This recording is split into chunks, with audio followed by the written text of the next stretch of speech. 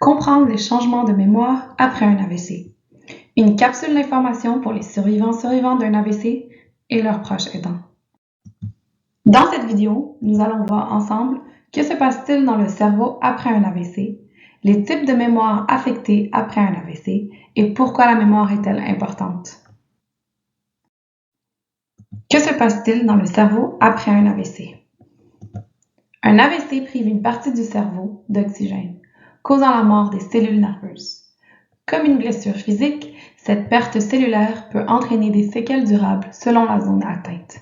Certaines zones du cerveau sont liées à la mémoire. Ainsi, les zones touchées peuvent influencer les types de mémoire atteints. Les troubles peuvent être temporaires ou permanents, selon la localisation et la gravité. Mais il y a de l'espoir. Notre cerveau peut s'adapter. On appelle cela la plasticité cérébrale. Cela veut dire que d'autres parties du cerveau peuvent apprendre à compenser. Et avec du temps, des stratégies et du soutien, des progrès sont possibles. Nous allons voir ensemble les types de mémoire affectés après un AVC plus en détail. Il existe plusieurs types de mémoire. Après un AVC, certaines peuvent être plus fragiles que d'autres. La mémoire à court terme, c'est ce qui nous permet de retenir une information quelques secondes.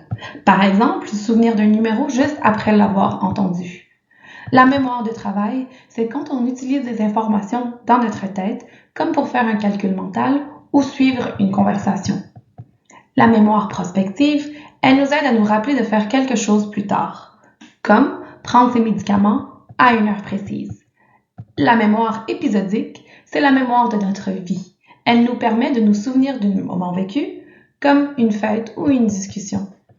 La mémoire sémantique, c'est notre mémoire des faits et des connaissances, comme savoir que Paris est la capitale de la France. Chaque type de mémoire est utile. Il est normal que certaines soient plus difficiles après un AVC, mais avec du soutien et des stratégies, tu peux continuer à avancer. Notre mémoire est importante car elle nous aide à faire des choses du quotidien, comme prendre ses médicaments ou planifier sa journée. Elle joue un rôle dans les relations avec les autres, puisqu'elle nous permet de se souvenir des gens et des conversations. La mémoire nous aide à rester autonomes, puisqu'elle nous aide à faire nos choix et gérer nos affaires. Elle influence les émotions et la confiance en soi. Quand elle fonctionne mieux, on se sent plus capable et en sécurité. Après un AVC, il est normal d'avoir des difficultés de mémoire. Tu n'es pas seul. Beaucoup de personnes vivent la même chose que toi. Avec du temps, des stratégies et du soutien, des progrès sont possibles.